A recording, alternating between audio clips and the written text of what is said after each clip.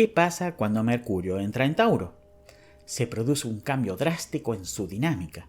El planeta de la comunicación y el intelecto se transforma, de repente, en una mente sólida y absolutamente realista. Pasando el fuego impulsivo de Aries, Tauro aporta el elemento tierra a nuestro viaje cósmico, dotando a nuestro mensajero de una base firme y de raíces bien arraigadas. A partir de este momento, Mercurio se convierte en una mente que encuentra su disfrute en la previsibilidad, en lo conocido y en la comodidad de ya saber.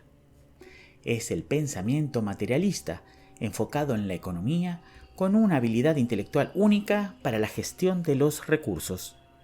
Si en el signo anterior vimos a Mercurio transformando la idea en acción pura, ahora lo vemos dándole forma a la materia, convirtiendo el pensamiento en algo real, tangible y que podemos tocar.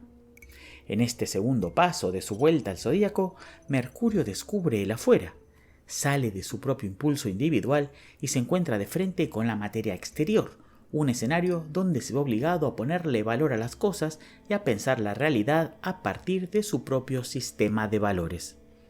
Cuando este tránsito se manifiesta en la luz, sus virtudes se muestran como una mentalidad fuerte, realista y sumamente estable. Aquí Mercurio encuentra la pausa necesaria para procesar la información con permanencia y continuidad, porque Tauro es, por definición, pausa y paso lento. Así logra afirmarse y convertirse en la roca sólida desde donde anclar cualquier proyecto o empresa que necesite realizar. No se va a perder en especulaciones abstractas, sino que volcará todo su pensar en un accionar práctico.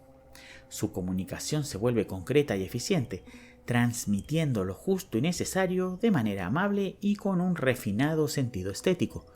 Su forma de entender el mundo se parará siempre desde una posición de estabilidad a largo plazo, evitando los cambios bruscos y buscando el buen gusto en cada palabra. En las sombras, en cambio, los desafíos de este tránsito se multiplican. La naturaleza fija de Tauro lo vuelve constante, pero también le quita la capacidad de adaptación. Bajo esta energía, Mercurio puede volverse un procesador obstinado y testarudo, que se aferra a un pensamiento fijo aun cuando éste ya no le resulta de utilidad.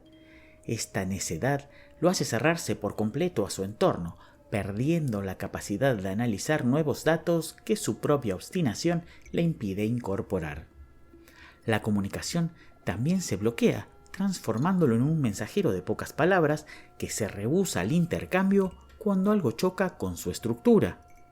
Al sentir que su seguridad peligra ante lo desconocido, el pensamiento puede volverse acumulativo, tacaño y avaricioso, transformando a Mercurio de un procesador dinámico de información a un simple sistema de almacenamiento obsesionado con tener cada vez más y más.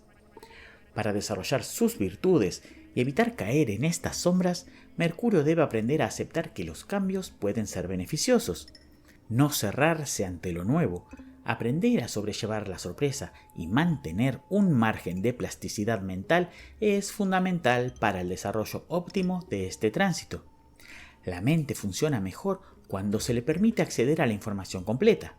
Solo así su procesamiento es objetivo y lógico. Evitar la rigidez ante una sola idea es menester para aprovechar todas las oportunidades que este movimiento trae consigo.